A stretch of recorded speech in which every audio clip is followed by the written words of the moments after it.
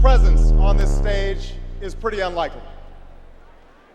My father was a foreign student, born and raised in a small village in Kenya. He grew up herding goats, went to school in a tin roof shack.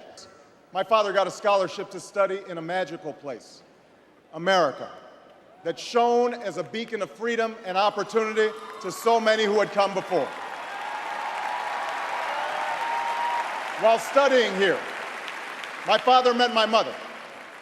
They would give me an African name, Barak, or Blessed, believing that in a tolerant America, your name is no barrier to success. They imagined me going to the best schools in the land, even though they weren't rich, because in a generous America, you don't have to be rich to achieve your potential. They're both passed away now. And yet I know that on this night, they look down on me with great pride. We gather to affirm the greatness of our nation. Not because of the height of our skyscrapers, or the power of our military, or the size of our economy. Our pride is based on a very simple premise, summed up in a declaration made over 200 years ago. We hold these truths to be self-evident, that all men are created equal, that they are endowed by their Creator with certain inalienable rights, that among these are life, liberty, and the pursuit of happiness. That is the true genius of America. We have more work to do. More work to do for the workers I met in Galesburg, Illinois, who are losing their union jobs at the Maytag plant that's moving to Mexico, and now are having to compete with their own children for jobs that pay $7 an hour. More to do for the father that I met who was losing his job and choking back the tears, wondering how he would pay $4,500 a month for the drugs his son needs without the health benefits that he counted on. More to do for the young woman in East St. Louis, and thousands more like her, who has the grades, has the drive, has the will, but doesn't have the money to go to college. Parents have to teach that children can't achieve unless we raise their expectations and turn off the television sets and eradicate the slander that says a black youth with a book is acting white. A while back, I met a young man named Seamus in a VFW hall in East Moline, Illinois. He was a good-looking kid, 6'2", 6'3", clear-eyed with an easy smile. He told me he joined the Marines and was heading to Iraq the following week. And as I listened to him explain why he'd enlisted, the absolute faith he had in our country and its leaders, his devotion to duty and service, I thought, this young man was all that any of us might ever hope for in a child.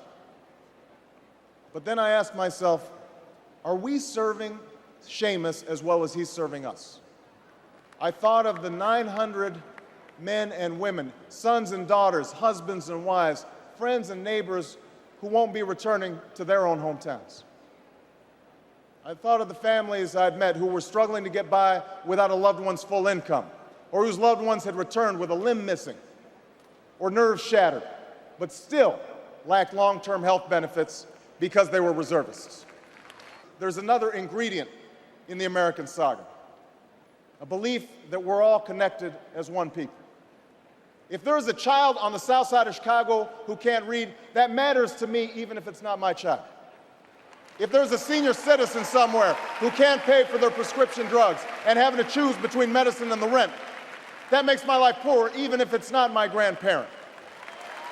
If there's an Arab American family being rounded up without benefit of an attorney or due process, that threatens my civil liberties.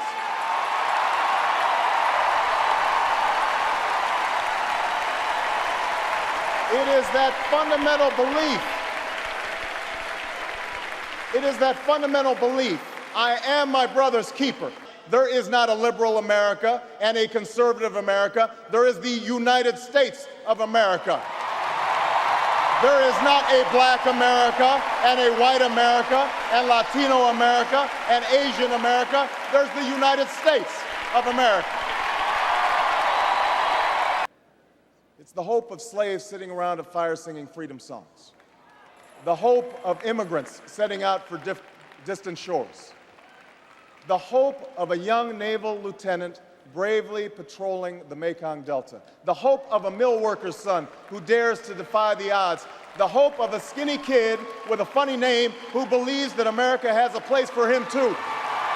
I believe we can provide jobs to the jobless, homes to the homeless, and reclaim young people in cities across America from violence and despair. I believe that we have a righteous wind at our backs, and that as we stand on the crossroads of history, we can make the right choices and meet the challenges that face us. America, tonight, if you feel the same energy that I do, if you feel the same urgency that I do, if you feel the same passion that I do, if you feel the same hopefulness that I do, if we do what we must do, then I have no doubt that all across the country, from Florida to Oregon, from Washington to Maine, the people will rise up in November, and John Kerry will be sworn in as president, and John Edwards will be sworn in as vice president, and this country will reclaim its promise, and out of this long political darkness, a brighter day will come. Thank you very much, everybody. God bless you.